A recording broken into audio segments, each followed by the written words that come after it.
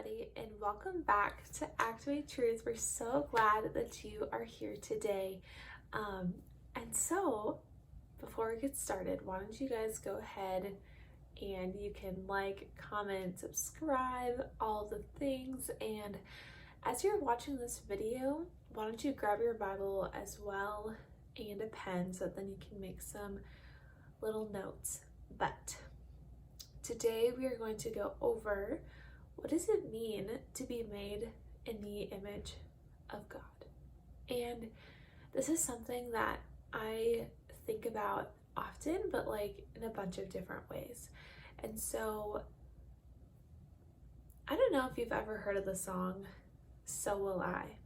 It's a really, really great one, and there are so many wonderful verses in it, and it's basically just talking about if creation will sing your praises, so will I. And something that I find very interesting that God did when he created all of creation was he decided to make humans stand out above all else.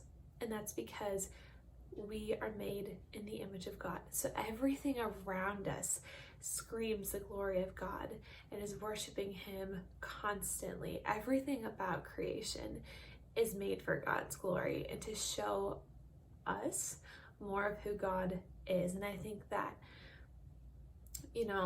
here, let's actually turn to this. So why don't you guys go ahead and we can turn to Genesis chapter 1. And I'm just going to read a little section to you guys that we're going to read Genesis 1:26 through 31. Then God said, "Let us make human beings in our image to be like us.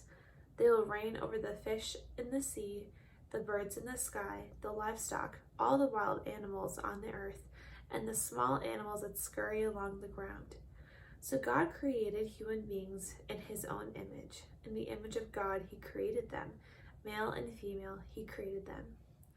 Then God blessed them and said, "Be fruitful and multiply. Fill the earth and govern it. Reign over the fish in the sea, the birds in the sky, and all the animals that scurry along the ground." Then God said, "Look, I have given you every seed-bearing plant throughout the earth and all the fruit trees for your food. And I have given every green plant as food for all the wild animals, the birds in the sky, and the small animals that scurry along the ground, everything that has life." And that is what happened.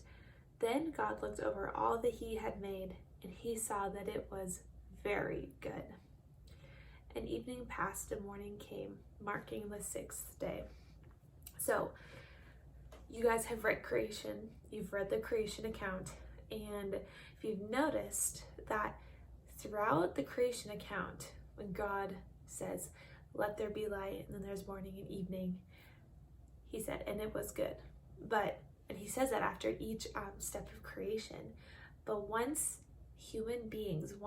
mankind was created, then God said that it was very good. And so something that I was just recently pondering was the fact that God gives us as human beings the authority to reign over this earth. So we are called to take care of it, and we're called to tend to it. And I think that when I read through this passage, one word that really stuck out to me was in verse 29. And I read the NLT version of the Bible. It's what I have. So it might be different for you if you have a different translation. But mine says, "Then God said, 'Look.'" And when I read that, I was just thinking about like God and his excitement. He created all of this. He created everything, the plants and the wild animals and the waters, and he created everything about earth before he created the cherry on top. And I think that he was just excited about the things that we were going to do, the things that Adam was going to do. He gave Adam permission to name all the animals and the livestock. But when I read the word "look," I felt like God was just excited about what we were going to do with the earth. And so what does it mean to be made in the image of God?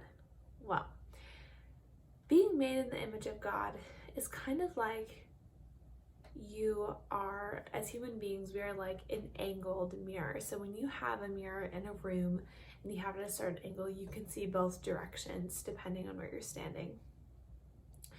And so it's like God is using human beings to reflect his love and his stewardship through human beings, so that then the rest of creation can look to us and praise the Creator through us. Because God is using us for his works. He is using us to do things here on earth, to shine and to show his glory. So we are reflecting the image of God by taking care of the world. God calls us into being creative. He calls us into stewardship and to reign and rule over this earth. It's like we are given the characteristics and the aspects of God in that we are creative and we have a moral standard and we have a spiritual, moral, and intellectual nature about us, just the way that God does. Why don't you guys open up to Colossians 3:10. And I have 2 more Bible verses for you. So we got Colossians 3:10. And this one says, "Put on your new nature and be renewed as you learn to know your Creator and become like him." And then 2 Corinthians 3:18 says, "So all of us who have had that veil removed can see and reflect the glory of the Lord. And the Lord, who is the Spirit, makes us more and more like him as we are changed into his glorious image."